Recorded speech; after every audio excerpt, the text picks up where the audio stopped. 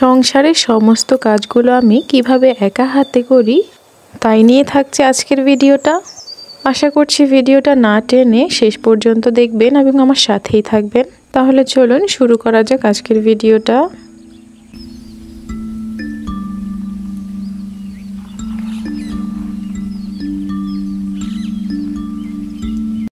নারী হলো সেই শক্তি যে বুক পেতে সন্তান ধারণ করে, আবার দরকার হলে যুদ্ধ করে। আসসালামু আলাইকুম, কেমন আছেন সবাই? আশা করছি কাছে দূরে যে যেখান থেকে আমার ভিডিওটি দেখছেন সবাই আল্লাহর রহমতে ভালো আছেন। আমরাও ভালো আছি আলহামদুলিল্লাহ। তো আজকের ভিডিওটা শুরু করেছিলাম একদম ভোরবেলা থেকে, আপনাদেরকে তো সময়টা দেখিয়েই দিয়েছি। তো যাই হোক, বাচ্চাকে সকালবেলায় আরবি পড়ার জন্য পাঠিয়ে দিয়েছি। তারপর কিন্তু আমি কিছুক্ষণ ঘুমিয়ে নিয়েছিলাম, অল্প কিছু সময়। তারপর উঠেই কিন্তু আবার চলে এসেছি কিচেনে নাস্তা বানানোর জন্য। আজকে নাস্তায় তেমন কিছুই করছি না, চা, পাউরুটি আর বিস্কুট এগুলোই খাওয়া হবে। আর আমি চাটা বসিয়ে দিয়ে কিন্তু এখানে আমার মাটির চুলাতে আমার ভাতটা বসিয়ে দিয়েছি, যাতে নাস্তা খেতে খেতে আমার ভাতটাও হয়ে যায়। আর এদিক দিয়ে কিন্তু আমার বাচ্চাও চলে এসেছে মসজিদ থেকে। তারপর কিন্তু আমি চলে গিয়েছিলাম ছাদে। আমাদের ছাদে কিছু কাজ চলছিল, যার জন্য অনেকটাই ময়লা হয়ে আছে। ঘরে কিছু ভেজা কাপড় চোপড় ছিল, ওগুলো মেলে দিতে চলে আসলাম ছাদে। সকালবেলা আসলে ছাদ থেকে পরিবেশটা অনেক সুন্দর দেখা যায়। কাজ করতে করতে আসলে এই খোলা আকাশটা দেখারও এখন আর তেমন একটা সময় হয়ে ওঠে না। আজকের আকাশটা কিন্তু মাশাআল্লাহ আলহামদুলিল্লাহ অনেক বেশি সুন্দর ছিল। আর আপনারা হয়তো বা খেয়াল করবেন, এখন কিন্তু সকাল সকাল বেশ ভালোই কুয়াশা পড়ে। আর রাতের বেলাতেও কিন্তু অল্প অল্প শীত শীত করে, যার জন্য এই যে দিনের বেলা গরম, রাত্রের বেলা ঠান্ডা, তার জন্য কিন্তু আসলে এখন চারদিকে সর্দি কাশি, সিজন চেঞ্জের জন্য সবাই কিন্তু অবশ্যই সাবধানে থাকবেন। তো তারপর কিন্তু আমি চলে এসেছি আমার বিছানাটা গোছানোর জন্য। বিছানাটা আসলে গোছানো হয়নি, তো আমি বিছানাটা গুছিয়ে নিচ্ছি।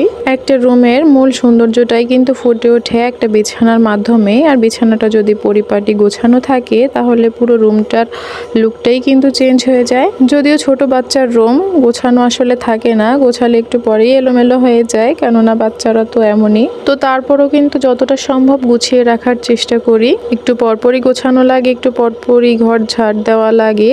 আসলে এখন হয়তো বাচ্চারা ময়লা করে বা অগোছালো করে, কিন্তু একটা সময় আসবে বাচ্চারাও কিন্তু বড় হয়ে যাবে, তখন কিন্তু এই অগোছালো এই ঘরটাকেই কিন্তু আবার অনেক বেশি মিস করব। কেননা বাচ্চাদের ছেলেবেলাটা তো আর কখনোই ফিরে আসবে না, তাই না? ওরাও কিন্তু ওদের মতো গুছিয়ে রাখতে শিখে যাবে, ওদের মতো বড় হয়ে যাবে, তখন কিন্তু আর ওদেরকে ঘরেও খুঁজে পাওয়া যাবে না, বিশেষ করে ছেলে বাচ্চারা। তো কথা বলতে বলতেই তো আমার সাদামাটা রুমটা আমি গুছিয়ে নিয়েছি। আমার রুমের দেওয়ালগুলো কিন্তু অবস্থা খুবই খারাপ, কেননা আমাদের বাসাটা কিন্তু অনেক বেশি পুরনো, যার জন্য দেয়ালে অনেক প্রকারের দাগ। আর বাচ্চারা ঘরে থাকলে তো জানেনই, বাচ্চারা ঘরে থাকলে দেয়ালে আঁকিবুকি করবে, এটাই স্বাভাবিক। কিছুদিন পরে কিন্তু ঘরের রংগুলো চেঞ্জ করা হবে ইনশাল্লাহ। আজকে কিন্তু আমার ছেলেটা বাসায় একদমই চুপচাপ রয়েছে, কেন বলুন তো? কারণ তাকে বারান্দায় একটা দোলনা বানিয়ে দেওয়া হয়েছে, আর আজকে সারাদিন সকাল থেকে কিন্তু ওই দোলনাটা নিয়েই সে ব্যস্ত। যাই হোক, এরপর কিন্তু আমি আমার নাস্তাটা করে নিয়েছি। তারপর নাস্তা শেষ করে কিন্তু আবার দৌড় দিয়েছে ভাতের কাছে। এর মধ্যে কিন্তু 2-3 বার আসা হয়েছে, আমার ভাতটা হয়ে গেছে। তারপর চুলা থেকে নামিয়ে নিয়েছি। এরপর এখানে ডাল ধুতে এসেছি, ডাল আর মূলো দিয়ে রান্না করব। আপনারা কিন্তু আমার বেশিরভাগ ভিডিওতেই কিন্তু ডাল রান্না করতে দেখতে পাবেন, কেননা এই ডালটা আমার বাচ্চা এবং বাচ্চার বাবা দুজনেই কিন্তু বেশ পছন্দ করে, যার জন্য আমার সপ্তাহে কিন্তু 7 দিনের মধ্যে আমার 5 দিনই কিন্তু আমাকে ডাল রান্না করতে হয়, যার জন্য আমি মাঝে মাঝে ভীষণ বিরক্ত হয়ে যাই। কিন্তু কি করব, তাদের আবদার তো অবশ্যই রাখতে হয়। তো তারপর কিন্তু আমি তরকারিটা আর পেঁয়াজ টমেটো একসাথে ধুয়ে নিচ্ছিলাম ছিলে। তরকারিটাও কিন্তু আমি মাটির চুলাতেই করব।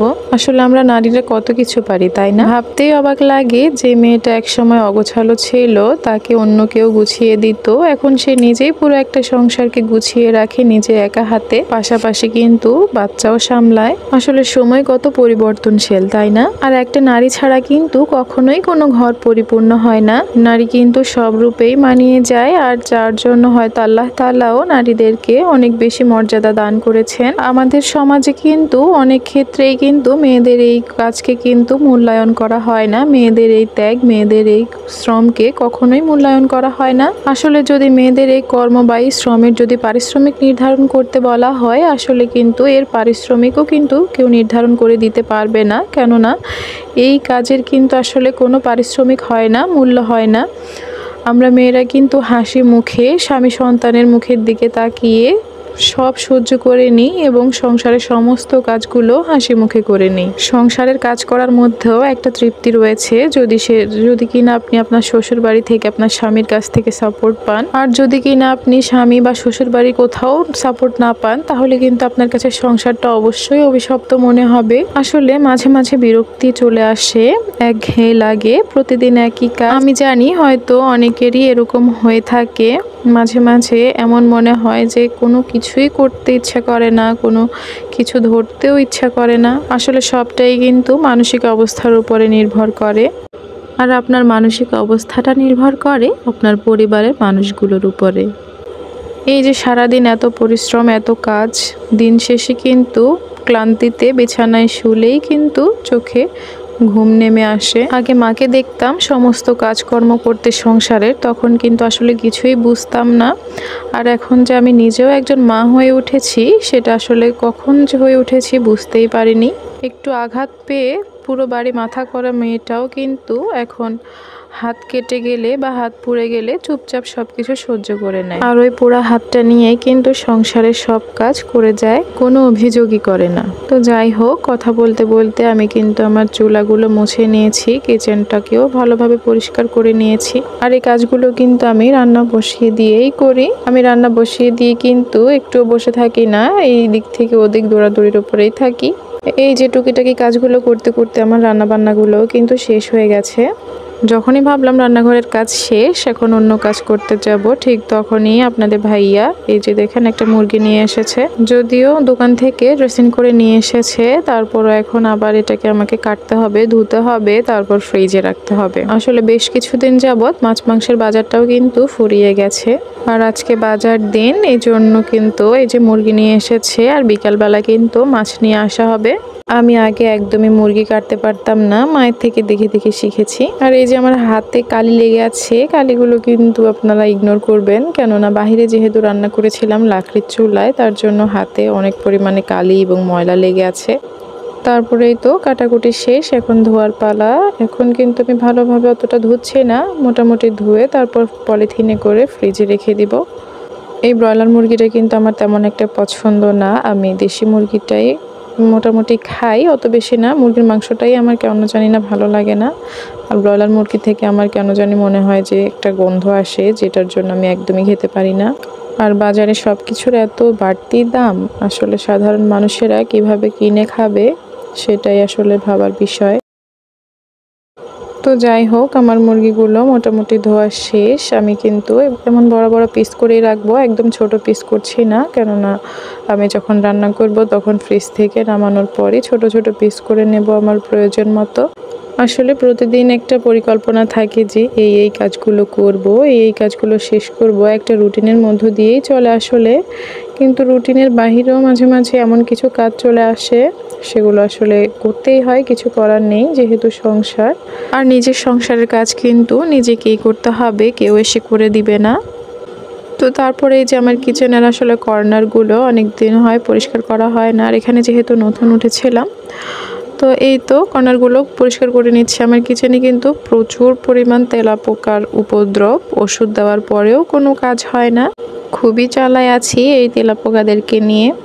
তো তারপরে যে আমি আমার সিঙ্কটাকেও ক্লিন করে নিচ্ছি, যেহেতু মুরগি ধোয়া হয়েছে, অনেকটাই গন্ধ হয়ে গেছে। আর আমি প্রতিদিনই কিন্তু রান্নার পর আমি পুরো কিচেনটাকে একটু ক্লিন করার চেষ্টা করি। আর সিঙ্কটাকে ভালোভাবে আমি এই যে ভীম সাবান দিয়ে কিন্তু ভালো মতো ঘষে তারপরে পরিষ্কার করে নিচ্ছি। আমার কথা বলতেও কিন্তু বেশ অসুবিধা হচ্ছে, যেহেতু আমার আসলে প্রচুর পরিমাণে সর্দি কাশি ছিল, যার জন্য আমার গলায় প্রচুর খুসখুসের কারণে আমি আসলে কথাই বলতে পারছিলাম না। তো ভিডিওর মাঝখানে আপনাদের কাছে একটা রিকোয়েস্ট, যদি আমার ভিডিওটি ভালো লাগে থাকে তাহলে অবশ্যই একটা লাইক করবেন এবং আমার চ্যানেলটাকে সাবস্ক্রাইব করে দিবেন। তারপরেই তো আমি আমার সিঙ্কটাকে ভালো মতো পানি দিয়ে ধুয়ে নিচ্ছি। আমি ধোয়ার পর কিন্তু একটা শুকনো কাপড় দিয়ে সিঙ্কটাকে ভালোভাবে মুছেও রাখি, টাইলসগুলোকে।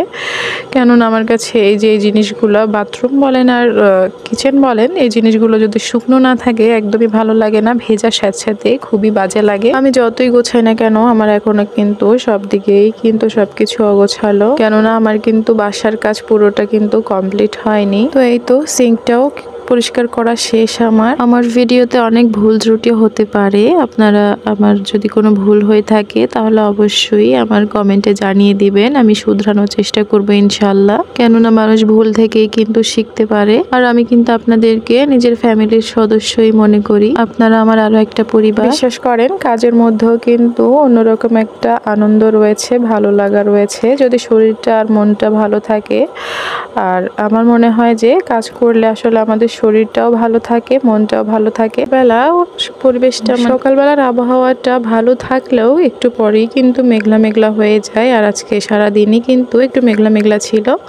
আর আমার কাপড় চোপড়গুলো শুকিয়ে গেছে, আমি নিয়ে চলে এসেছি নিচে। এখন কাপড় চোপড় সবগুলো ভাঁজ করে রেখে দিব যার যার জায়গায়। তো শীতকাল প্রায় চলে এসেছে, এখন কিন্তু দিনটা অনেকটাই ছোট হয়ে গিয়েছে, যার জন্য আমি আসলে কাজের সাথে আবার সময়ের সাথে কোনো দিক থেকেই আসলে দিশা পাই না। এই জন্য আসলে ভোরবেলা ওঠা উচিত এবং ফজরের পরেই কিন্তু সকল কাজ শুরু করে দেওয়া উচিত, তাতে কিন্তু কাজেরও বরকত হয়, বাড়তি অনেক সময়ও পাওয়া যায়। দেখেন আমি কিন্তু একদম ভোরবেলায় উঠেছিলাম, কিন্তু তারপরও আমার সকল কাজ করতে করতে প্রায় 1-1:30টার মতো বেজে গিয়েছে। দিনটা আসলে অনেকটাই ছোট হয়ে গিয়েছে। তো কাপড় চোপড়গুলো ভাঁজ করা শেষ, তার চলে এসেছি বেসিনটা মাজার জন্য। আমি কিন্তু হারপিক দিয়ে বেসিনটা মাজি, আর আমাদের পানিতে প্রচুর পরিমাণে আয়রন, যার জন্য আসলে একদিনও যদি মাজা না হয় তাহলে কিন্তু সবগুলো টাইলস আর বেসিনটা পুরো লাল হয়ে থাকে, যার জন্য কিন্তু প্রতিদিনই আমাকে এগুলো করতে হয়। আর এই যে যতগুলো কাজ আজকে ভিডিওতে দেখিয়েছি এই সবগুলো কাজই কিন্তু আমাকে প্রতিদিনই করতে হয়।